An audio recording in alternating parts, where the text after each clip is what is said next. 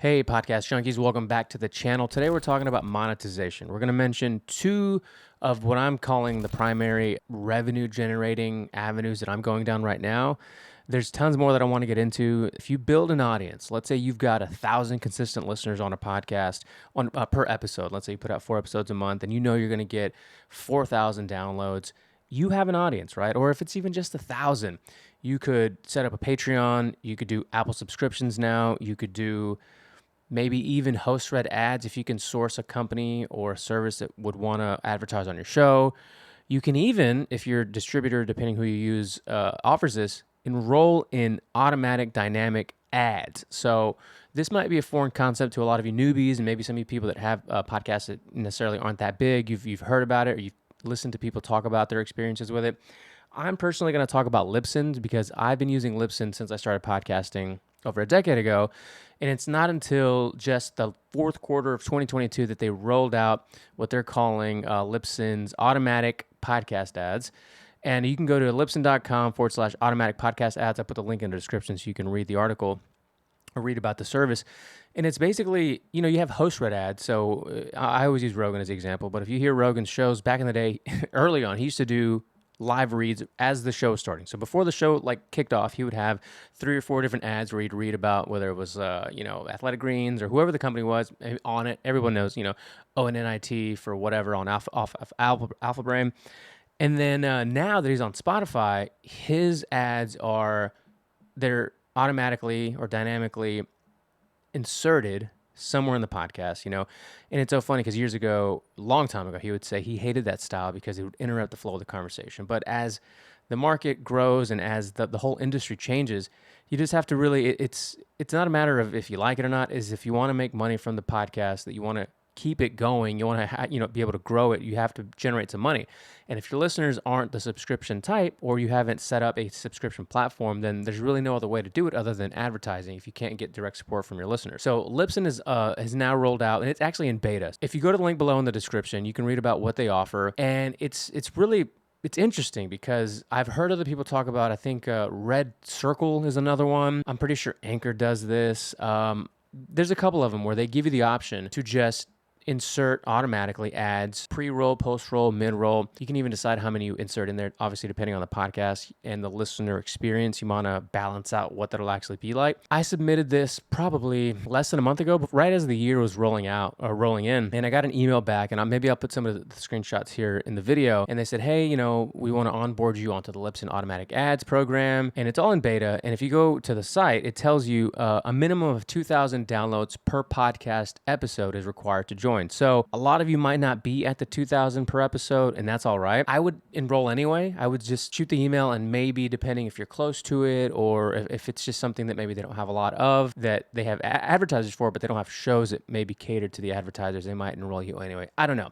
But I got 4 shows enrolled in this automatic ads, and I've been playing with it today. By default, they insert a pre-roll and a post-roll, and then you have the option of adding some mid-rolls in there. I believe they're anywhere from 30 seconds to 60 seconds, and you pick the markers, and I'll probably also add in some of this flow to kind of show what I'm talking about. And I think that's fascinating. The CPM, I think, is going to vary. You'll have to talk to whoever onboards you onto the program to see what the CPM is. And it's just, for us, they're not ginormous shows, but they still do get tens of thousands of listeners per month. And we also have a Patreon, and we also have other avenues of generating a little bit of income. And it's not a ton, but there is a team, and you always want to try to maximize your return on any kind of project, any kind of business. And a podcast and a YouTube channel or any kind of media production is still a business at the end of the day. Some people don't want to hear that. A lot of fans, a lot of listeners just want to get the free content, but we don't live in those days anymore where you can just pirate everything and expect everything to be free forever.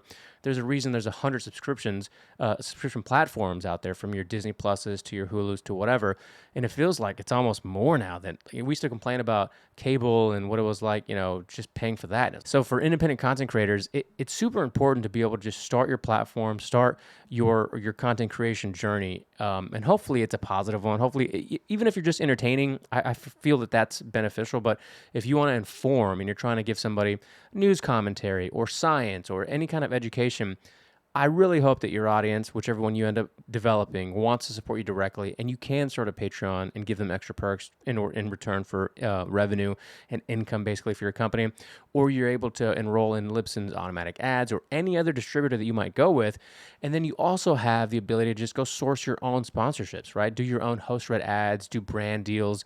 So the other one I want to mention is Podcorn. This is an interesting one. It's podcorn.com. It's basically a marketplace that does not charge the content creator or the brands to go into. So what you can do is just sign up, and it actually syncs in. For instance, with Libsyn, for me, it syncs up with Libsyn, and it kind of is able to tell how many average downloads you get, so that the brands will see that information. But let me back up a little bit. When you go to your dashboard, you'll see different companies that are advertising on there. It could be a big company like, let's just say Hulu or Sony or something like that, or it could be smaller ones. And the first one that I see here on my dashboard today is the Talking Jesus doll. So don't know what your political affiliation is, don't know what your spiritual affiliation is, but for example, they'll tell you what they are looking for, right? So this is an affiliate, basically contract, but not contract. It's a brand deal. It's a sponsorship. You don't have to sign any contracts by any means. There's no exclusivity to using Podcorn.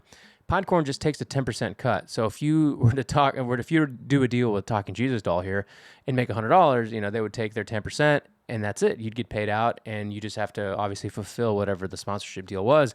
So they have different opportunities here: a topical discussion sponsorship, a guest interview. Maybe you have somebody from the company on, a creative campaign, and then they have what this last one was, a review. Oh, then they have pre-roll and mid-rolls. So there's a ton of options, and they actually offer, they have up to like 38 slots available for this campaign that they're doing on Podcorn. You then send them the proposal. Okay, you read whatever their details are, and for them, it looks like they're doing straight affiliate referral. Some of these companies will do percentages, I'm sure. They'll do just, upfront. They'll do a brand awareness deal probably where they pay you X amount for depending on your downloads in order to just run their ads. And my point of this is that it's a free marketplace that doesn't have that. For instance, Libsyn has a 10,000, or rather a 2,000 per episode minimum download. To get into the advertised cast platform to work deals like this on their bigger advertising platform, you have to have, I believe, 10,000 downloads per episode.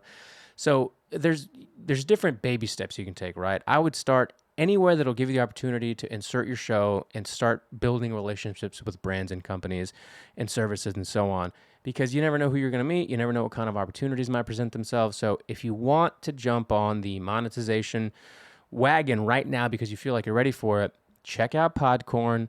Check out the Libsyn automatic ads if you're using Libsyn. I've been using it forever. I didn't even know about it until literally about a month ago. And it's not because I don't read information about the podcast world. I'm going to actually be bringing more of that news to this channel because there's so much. It's such a fascinating industry. It's my favorite industry because I love podcasts and podcasting and all this stuff that's going on with AI and advertising and the whole content creator world, the ecosystem. Back to what I was saying, I didn't even know about it. I was just researching, and I was actually looking at other platforms like Red Circle, I believe is the name that I mentioned earlier, who are offering this because Libsyn, it's the oldest, but it has a lot of work to do as far as improving a lot of its stuff. And they just recently rolled out Libsyn 5, like their newest iteration, where you can do this stuff. And it's revamped, right? It's revamped for 2023. It looks better. It's user friendly. There's less buttons and tabs, and if you're using it, you know what I mean. Regardless, I didn't know about it, so you got to do research on this stuff. And when you get an opportunity, jump on it. If I had signed up for this back in September when I was reading the blog post from, maybe I wouldn't have got in immediately, but I would have got in eventually. So I waited a couple months. I got in. Literally, as of today, ads are starting to roll on our shows with this type of platform. I have a brand deal here. I have a box from a new partner for the podcast that maybe I'll do a video on later after that campaign finishes. But it's a big company. It's a big brand. And it's cool. They gave our show a shot, and we hope that goes well. We can build a long-term relationship with it. So that's another example. Aside from these marketplaces where you can go and get ads inserted, or you can build relationships with brands. If you land one and they say, yeah, I'm in, we're going to send you this out. Here's the contract. Here's what the deals are and how it needs to be structured. You agreed to it, and you got to run the videos, run the audio ads, run whatever promotional post the way that they ask, and off you go, man. I mean, I get really excited knowing that other content creators and other podcasters can make this happen for themselves. And it seems like it's saturated, or maybe you just don't have the people around you that are encouraging you to do this. But if not you, it's going to be someone else. So anyway, with that said, guys, if you want more tips on equipment, I just recently uploaded a video about that. Check that out, and I'll see you guys on the next video.